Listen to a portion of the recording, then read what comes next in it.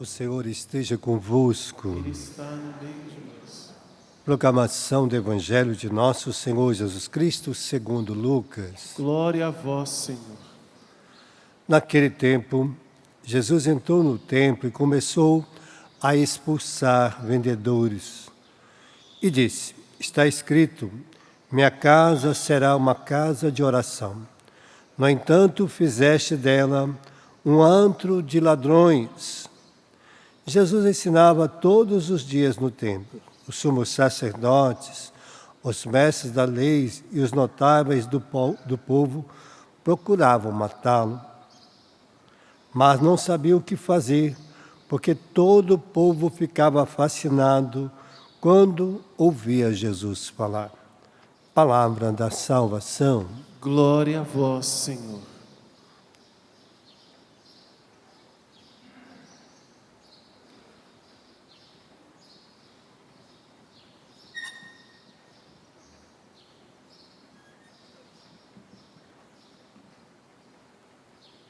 Hoje nós estamos exaltando a alegria da casa de Deus.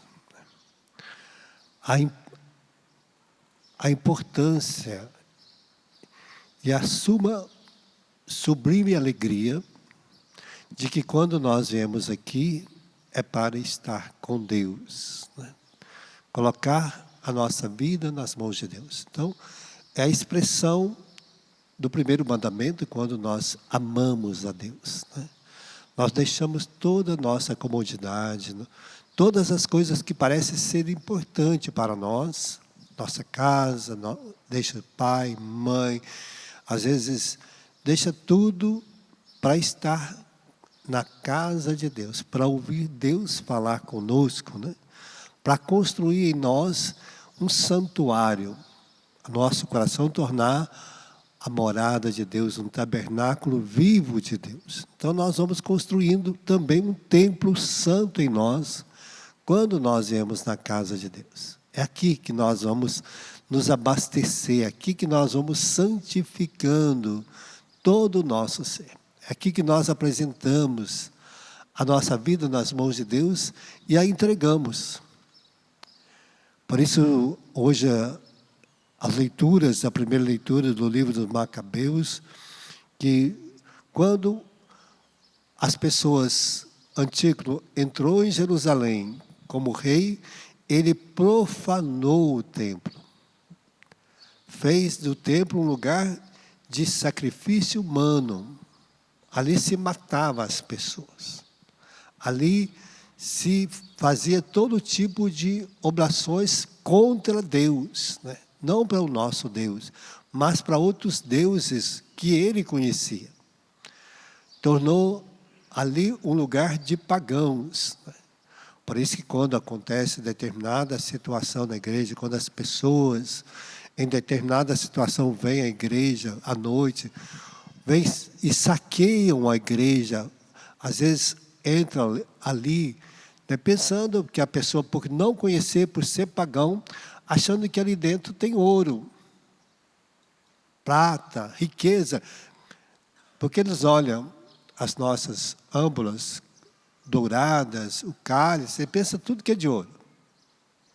Porque há uma má notícia, se espalha que a igreja é extremamente rica, que lá no Vaticano está cheio de ouro. Uma mentira. Porque se fosse cheio de ouro, o lugar que todo mundo ia tentar roubar ia ser lá, ué. Mais fácil, lá não tem polícia armada, né? Seria muito mais fácil roubar lá. E entrar lá, roubar a riqueza, diz que o Vaticano é riquíssimo. A riqueza do Vaticano é as pessoas, né? Os bens patrimoniais, as construções foram feitos pelo povo. Foi doações, como aqui no Santuário do Pai das Misericórdias, foi feito por doações. O povo construiu.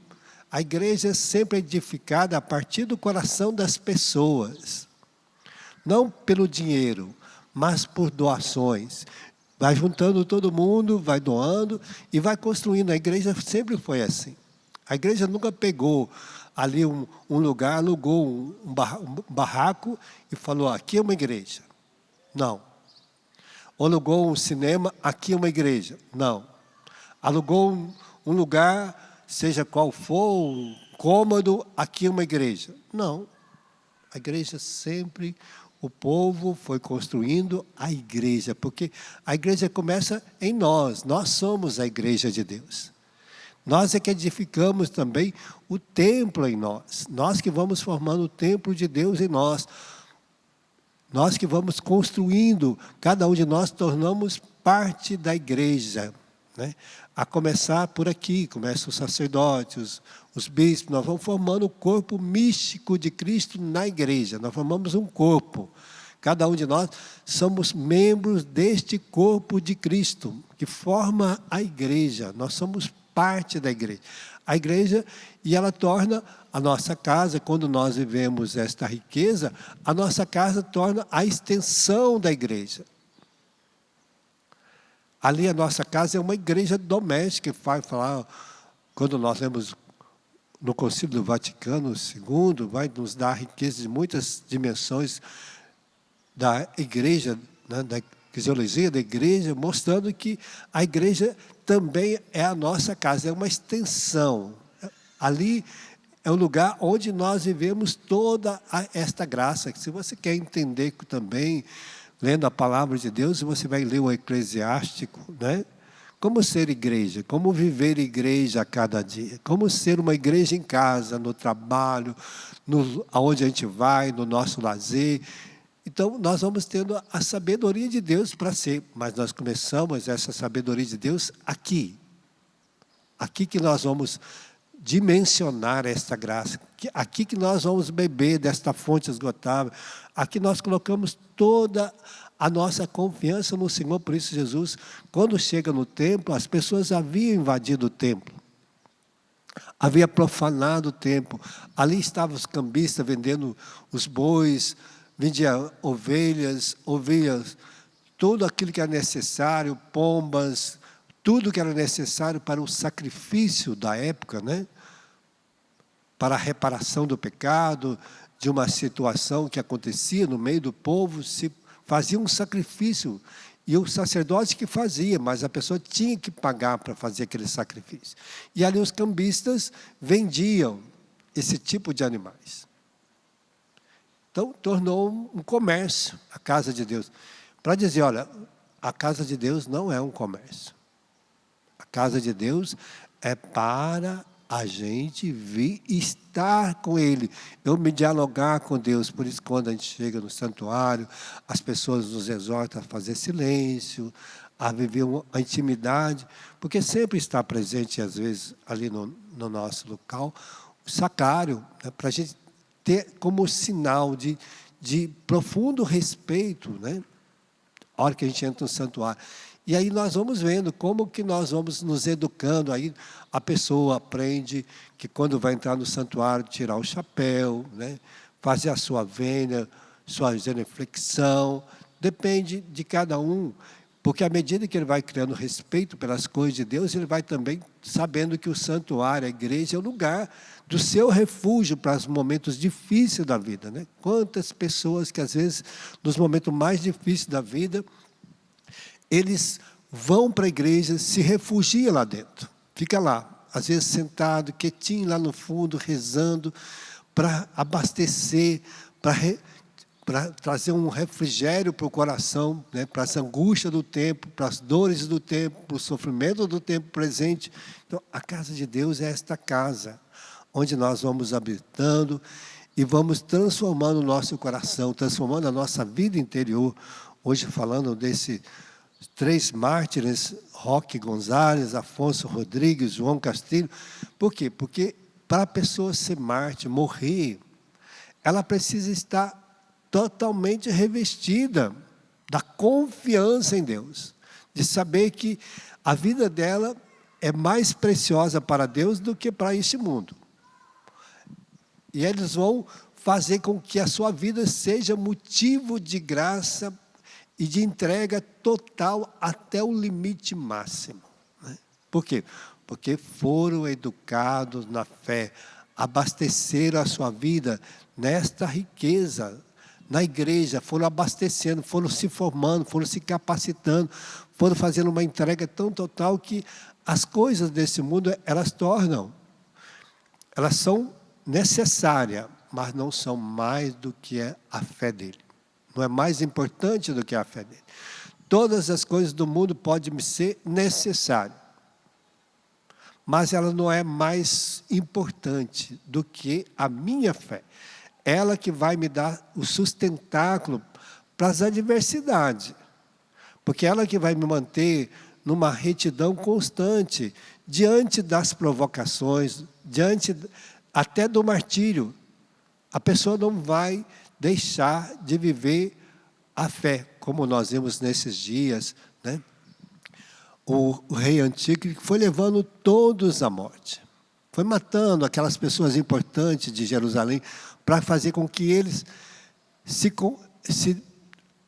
fizesse a apostasia da sua fé. Ofereceu riquezas, ouro, prata, até mesmo a Matatias, né? A sua família. Olha, se você abandonar, fazer o sacrifício que nós estamos pedindo, você será grande diante do rei. Será um homem importante, receberá ouro, prata, riquezas. Matatias disse, eu prefiro a morte do que profanar meu coração, fazer apostasia da fé. Porque a apostasia da fé não tem perdão. É um dos pecados que não tem perdão. Nem nesse mundo, nem no outro. Se a pessoa abandona a fé conscientemente, ele não será perdoado nem nesse mundo, nem no outro. Então, é algo terrível, né? Apostasia de fé. A pessoa abandonar a sua fé por causa de seduções do mundo. Abandonar por causa de outras situações. Vai dizer que não tem salvação. Então, nós precisamos estar conscientes. Por isso, esses homens iam ao martírio para não ter apostasia da sua fé. Às vezes era oferecida oportunidade, né, para a pessoa deixar a fé. Mas ele preferia a morte, porque ele tornou templo de Deus, morada de Deus. Cada vez que você vem aqui, você vai ser habitado por Deus. Você torna morada de Deus pela sua palavra. Por um momento que você entra aqui para comungar, aqueles que comungam, vai tornar morada de Deus, templo do Espírito Santo. Aonde Jesus diz que, aonde está o Pai, está o Filho, está o Espírito Santo. Nós tornamos morada plena de Deus quando nós não entramos na comunhão.